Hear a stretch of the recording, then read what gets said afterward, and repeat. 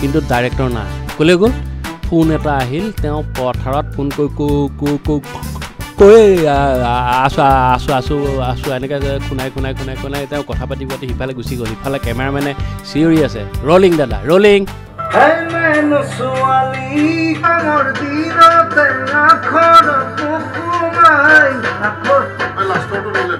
যাক হাৰ্টথ্ৰব বুলি কোৱা যায় যাৰ গান শুনি মন প্ৰাণ পুলকিত হৈ উঠে উল্লেখ কৰিব পাৰি যে ৯০ দশকৰ পৰা বৰ্তমান পৰ্যন্ত যাৰ কণ্ঠই মোহাচন্ন কৰি ৰাখিছে সকলোকে তেওঁৰেই নাম জুবিন গাৰ্গ নহয় জানো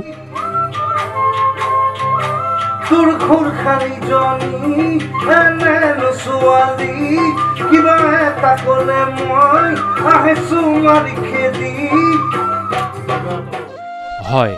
জুবিন গাৰ্গৰ গান শুনি বেয়া পোৱা মানুহ হয়তো নোলাব ৯০ দশকত অনামিকা সপোনৰ সুৰ এলবামেৰে আত্মপ্ৰকাশ কৰি বহু এলবাম কথাছবি শ্ৰোতাক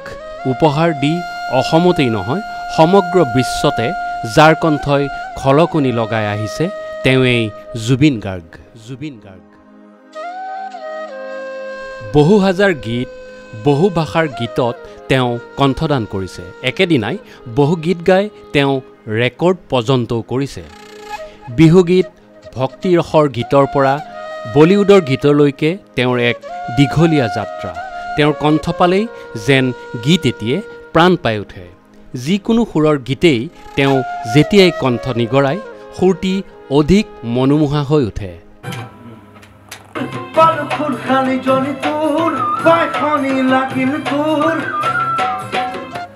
কিন্তু কেনেকৈ ইমান ধুনীয়া এটি সুৰ বা কণ্ঠৰ সৃষ্টি হয় ইয়াত লুকাই থাকে যথেষ্ট কষ্ট আৰু সাধনা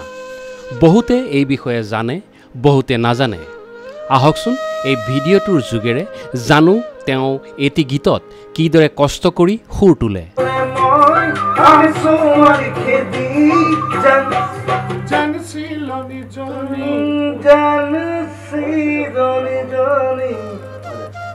প্ৰায় ১৯৯৯ চনমানৰ পৰা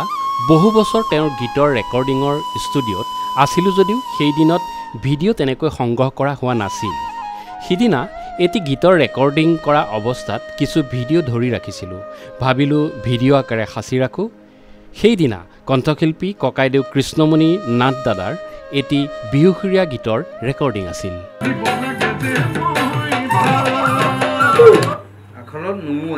আখলত নুসুমাই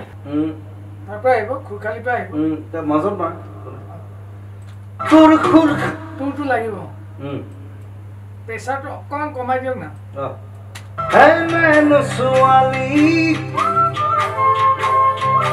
তোৰ খুৰ খালি জনি ছোৱালী কিবা এটা ক'লে মই আহিছো মাৰি খেদি সুৰটি কৃষ্ণমণি দাই বুজাই গৈছিল আৰু সেইমতে গীতটি শ্ৰুতিমধুৰ কৰি তুলিবলৈ জুবিন দাই যথেষ্ট কষ্ট কৰিছিল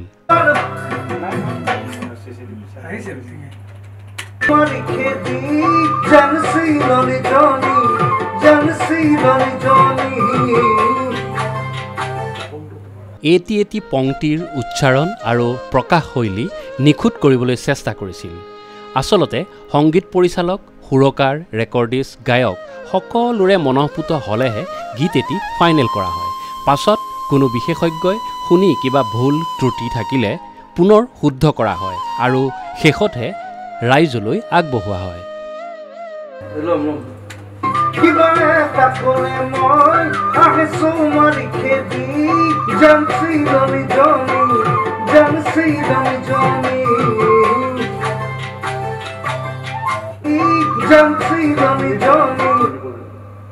বৰ্তমান সময়ত আধুনিক যন্ত্ৰপাতিয়ে যথেষ্ট সহায় কৰে যদিও মূল কণ্ঠ কিন্তু শুৱদি হ'বই লাগিব জুবিন দাই নিজে কোৱা কথা দেই এই যে ৰেকৰ্ডিং ৰুমটোৰ ভিতৰত দেখিছে মাইকটো এই মাইকটোৰ বিষয়ে জুবিন দাই কি ক'লে জানে জুবিন দাই মোক চিঞৰি ক'লে ঐ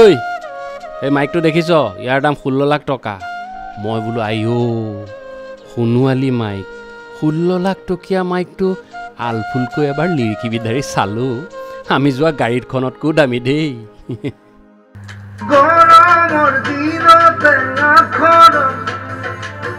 গৰমৰ দিনতে আখৰ নোসোমাই চিৰণি জনি যেন চিৰণি জনি কিছু অংশ ৰেকৰ্ডিঙৰ মাজত অলপ জিৰণিৰো প্ৰয়োজন হয় জিৰণিৰ সুবাদতে পাতলীয়া আড্ডাবোৰ জমি উঠে জুবিন দাই ধেমেলীয়া কথা শুনিও ভাল পায় কৈও ভাল পায় কাষতে আকৌ বহি আছিল সেইদিনা আমাৰ দেবুদা মানে দেবাংকৰ বৰগোহাঁই দেবুদাই কথা কওঁতে আকৌ এই কথাবিলাক অলপ অলপ লাগি লাগি যায় মানে আপুনি শুনা বুলিবও পাৰে তাকে লৈ ৰস ওলাল ৰ'ব মজাৰ ঘটনা এটা কওঁ এটা সময়ত মানে অসমত অকল গুৱাহাটীৰ বাহিৰে মোবাইল ফোন বেলেগত ক'তো নাছিল আৰু সেই সময়ত গুৱাহাটীত যেতিয়া এটা মোবাইল ফোন কল আহিছিল যিজনে কল কৰে তেওঁৰতো পইচা যায়েই কিন্তু কল ৰিচিভ কৰাজনৰো পইচা যায় মানে আমি তেতিয়া মই এটা ফোন ব্যৱহাৰ কৰিছিলোঁ মোক এজনে দিয়াৰ কাৰণে ব্যৱহাৰ কৰিব পাৰিছিলোঁ আচলতে কিন্তু যেতিয়াই ফোনটো দেবুদাৰ ফোন আহে মোৰ বুকু কঁপিবলৈ লয় কাৰণ কেইটকা মোৰ পৰা যায় ঠিক নাই কাৰণ ফোনটো অহাৰ লগে লগে 3 টকা এটাতো খাটাং কাটিবই তাৰপিছত যদি কথা দীঘলীয়া হৈ গৈ থাকে তেনে 3 টকা কাটি কাটি গৈ থাকিব বেলেঞ্চ জিৰ' হৈ যাব পাৰে কথা পাতি থকা অৱস্থাতে দেবুদাই যেতিয়া ফোনটো কৰে মই বুজি পাওঁ ক'ত আছ সুধিছে মই অনুৰাধাত আছোঁ বুজি পাওঁ আৰু তেওঁ কি ক'ব বিচাৰিছে কাৰণ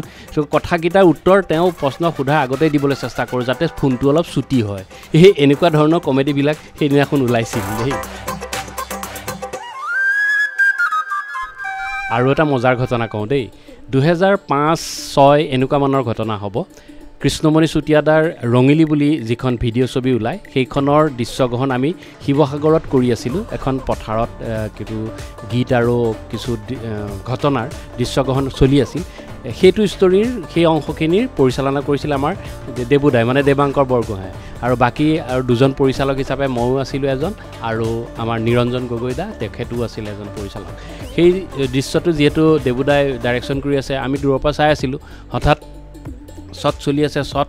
লৈ পেলাই তেওঁ ৰোল কেমেৰা বুলি চিঞৰিলে কেমেৰামেনে ৰোলিং কৈ দিলে ৰোলিং চলি আছে টলি ঠেলাই মানে ৰখি আছে কামান দিব ডাইৰেক্টৰে একশ্যন ক'ব কিন্তু ডাইৰেক্টৰ নাই ক'লে গ'ল ফোন এটা আহিল তেওঁ পথাৰত ফোন কৈ আছোঁ এনেকৈ খুনাই তেওঁ কথা পাতি সিফালে গুচি গ'ল ইফালে কেমেৰামেনে চিঞৰি আছে ৰোলিং দাদা ৰোলিং এইফালে কেমেৰা ৰোল হৈ আছে আমি নিৰঞ্জন গগৈ আৰু মই আগবাঢ়ি গ'লোঁ গৈ পেলাই দেখিলোঁ পৰিস্থিতি দেখোন ভয়াবহ এটা ডাইৰেক্টৰ নাই এনেই চিঞৰি দিলোঁ বুজিছেনে একশ্যন বুলি ক'বলৈ পালোঁ বা টলি ঠেলিছে খোজকাঢ়িছে ইফালে আৰ্টিষ্ট আহিছে কিবা ডাইলগ মাৰিছে আমি একো বুজি পোৱা নাই কি বা কৰি আছিলে এনেই একশ্যন কৰি দিলোঁ তাৰমানে তাৰপিছত দেবুদাই এইফালে দেখি আছোঁ ফোনত থুটাই আছে মানে কি চিটুৱেশ্যন হৈছে সেই চিটুৱেশ্যনটো এতিয়াও পাহৰি নাযাওঁ একো ৰঙিলীৰ দৃশ্যগ্ৰহণৰ সময়ৰ কথা এইবিলাক জমনি ষ্টুডিঅ'ত কেতিয়াবা ওলায় পুৰণা কথাবিলাক স্মৃতি হিচাপে এই ঘটনাকেইটা জুবিন দায়ো শুনি বৰ ৰস পালে আৰু জুবিন দায়ো তেনেকুৱা বহুতো ৰস থকা কথা সেইদিনাখন ক'লে নিশ্চয় জুবিন দাৰ কথাবিলাকো কেতিয়াবা আপোনালোকক শুনাবলৈ চেষ্টা কৰিম এনেদৰে চবৰে প্ৰত্যেকৰে কমেডি ৰসৰ বহুতো কিছুমান আমাৰ কথা লুকাই থাকে দেবুদাৰ কথা ক'বলৈ আৰু বহুত আছে কমেডি তেনেকুৱা পিছৰ কেতিয়াবা ভিডিঅ'ত আপোনালোকক জনাম আহক এতিয়া আমি যিহেতু গীত ৰেকৰ্ডিঙত আছিলোঁ তালৈ আগবাঢ়োঁ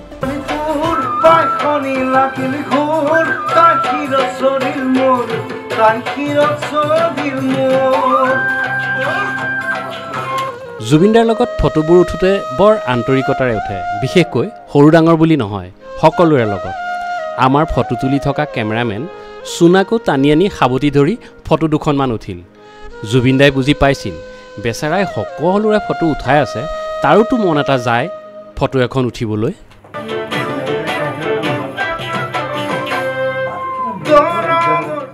আকৌ ৰেকৰ্ডিং আৰম্ভ হয়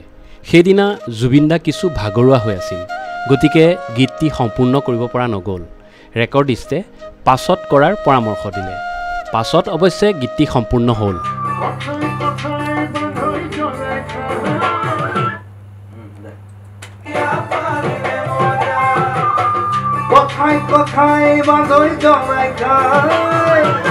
এইদৰে গীত এটিৰ সৃষ্টিৰ আঁৰত বহুতো কথাই লুকাই থাকে